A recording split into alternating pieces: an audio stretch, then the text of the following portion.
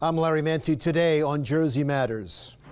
Naloxone can save the lives of those overdosing from heroin. So why is it so hard to get in neighborhoods that need it the most? You'll meet a woman who saved her son's life when he was overdosing from heroin and now wants to save others. Powerful New Jersey Congressman Frank Pallone talks impeachment. And now, our interview with Diane Calello, the medical director for the New Jersey Center for Poison Control, and their study that found naloxone is not available in the areas that need it the most. What is the problem in people being able to get naloxone? You know, naloxone's like an EpiPen. You don't need it until you really need it. And in this case, it's to save someone's life from an opioid overdose. But getting it into the hands of people who might use it is hard. And that can happen if you're given a prescription and you fill the prescription, or you go to a community organization and they give it out. What we looked at with our research at Rutgers was, even though in the state of New Jersey you should be able to go into a pharmacy and buy naloxone even without a prescription, how many pharmacies actually stock it? And you found what? You know, we went to different towns throughout the state.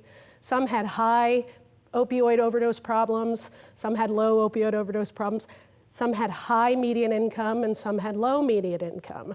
And what we found is that in the towns where there was the highest rate of opioid overdoses, the availability of naloxone in the pharmacies was not so great. Could that be because they were selling out? No.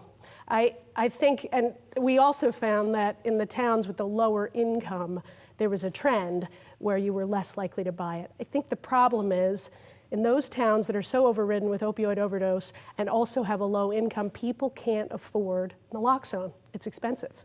And what is a remedy to that? Is there one? I mean, I get stocking, but that may not be the final solution, because if somebody can't afford it, it doesn't matter how much you have. Right. If you're a business owner and you have a pharmacy, you're not going to stock something no one's going to buy.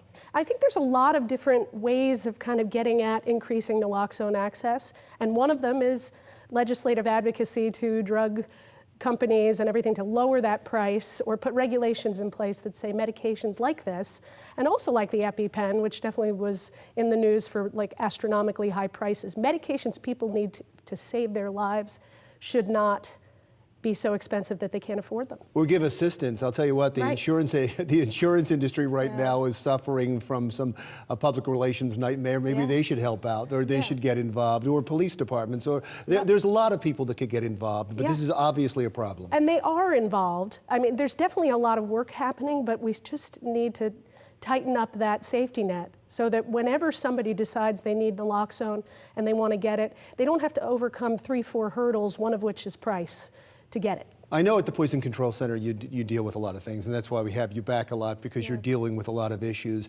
Thank you. One issue recently that you've been getting some press about is the suicide rate among young girls specifically, or young people, and the use of pills. Right. Talk about the statistics for that. You know, this is a really sad trend, and I'm not exactly sure we understand why, but we know adolescent suicide's on the rise. That's teenagers, you know, 13 to 18 or 19 years of age.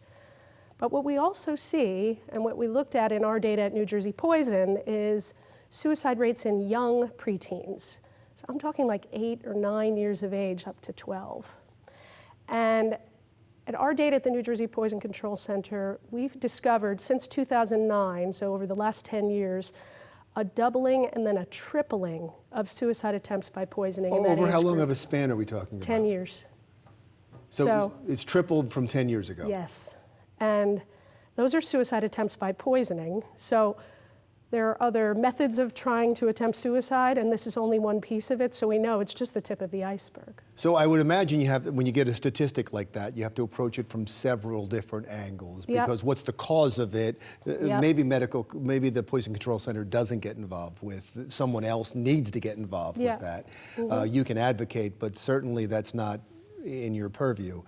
But the ability to get those drugs to overdose with, I would imagine that's one of the parents to a certain point. Yeah, I mean, there's a lot of complicated solutions to this problem, I think, and a lot of factors that play in, like the role of technology, the increasing problem with mental illness. You know, there's a lot of big picture issues that I think are hard to solve that need a lot more research. But one thing that's easy is that if kids don't have access to the medications, they're less likely to reach for it in that impulsive moment when they decide to take their life. And if you have medications in your house that you don't need, get rid of them.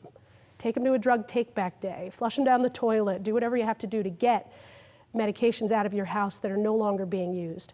And then the ones that you need, particularly some of the higher risk ones like psychiatric medications or opioids for sure, lock them up. This gets back, I would believe, to the same problem we talked about with Naloxone, the cost of medications. People don't want to throw them out because they may need them again. Yep, and they're so expensive. That's absolutely true. Yep, absolutely. When should people call you, your center? Anytime that you think you are looking at someone or dealing with someone who you think is poisoned by a drug, whether they did it on purpose or you think they're having a side effect, give us a call. Even if that call ends up being an ambulance call, you know, even if you call us and we determine at the Poison Center it's a medical emergency, we'll arrange that. We'll contact 911. We'll contact the hospital you're going to. And so the first line of defense, you know, really can be the Poison Center anytime you think somebody's under the influence of something that is hurting them. Great. And how do they get a hold of you? What's the number again? It's the national hotline, 800-222-1222. And that will go to New Jersey? Yes. Even though you call that number, it goes to you? If you are standing inside New Jersey, it will come to us. Wonderful. Thank you so much. Thanks, Larry. I appreciate you Thanks being for here having me. again. Dr. Diane Calello, Medical Director of the New Jersey Poison Control Center. Jersey Matters continues right after this. Still to come on Jersey Matters, she saved her son from dying from an overdose, and now she wants to save others. That's coming up.